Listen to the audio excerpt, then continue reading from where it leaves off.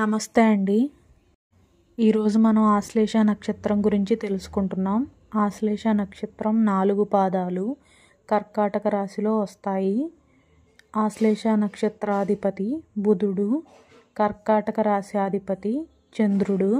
ఇది జలతత్వం కలిగి ఉంటుంది.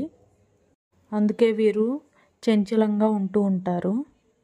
వీరు పూజించాల్సిన చెట్టు నాగకేసరాల చెట్టు. దీన్నే పున్నాగ చెట్టు అని కూడా అంటారు. ఈ నాగకేసరాల చెట్టునే శివునిగా కానీ విష్ణుమూర్తిగా కానీ భావించి ప్రదక్షిణలు చేసి పురుష సూక్తం చదివితే వీరికి చాలా మంచి జరుగుతుంది. వీరు ఉత్తరేణి చెట్టును, అలాగే చందనం చెట్టును, మోదుగ చెట్టును పెంచడం, వాటిని కూడా పూజించడం చేస్తే వీరికి చాలా మంచిది. అలాగే వీరు తులసి పూసల మాలధారణ చేస్తే విశేషమైన ఫలితాలు లభిస్తాయి. ఈ ఆశ్లేష నక్షత్రాధిపతి దైవం సర్పదేవత.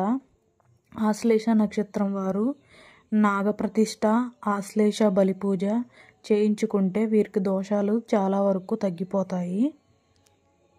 పున్నాగ చెట్టు దొరకలేదని బాధపడక్కర్లేదు. రావి చెట్టుకు ప్రదక్షిణలు చేసి పూజించినా కూడా సరిపోతుంది. సర్పదోషాలు అంటే కుజుడుకు సంబంధించిన దోషాలు కూడా ఉంటూ ఉంటాయి ఆశ్లేష నక్షత్రం వారికి. సో వీరు అరటి తోటలో హనుమాన్ చాలీసా చేస్తే చాలా మంచిది. వీరికి హనుమాన్ ఆరాధన అనేది చాలా ఎక్కువగా ఉపయోగపడుతుంది. రావి వృక్షం చుట్టూ ప్రదక్షిణలు చేసి అరటి వనంలో హనుమాన్ చాలీసా చేసి ఇలా చేస్తూ ఉంటే వీరికి దోషాలు తొలగిపోయి చాలా మంచి జరుగుతుంది. ఆశ్లేష నక్షత్రం వారు బుధుడు గ్రహానికి సంబంధించిన స్టోన్ని ఎమరల్డ్ అనే స్టోన్ని పచ్చ అంటారు. దానిని ధరించాలి. రుద్రాక్ష 4 ముఖాల రుద్రాక్షను వీరు ధరించడం వల్ల చాలా మంచి జరుగుతుంది. Thank you.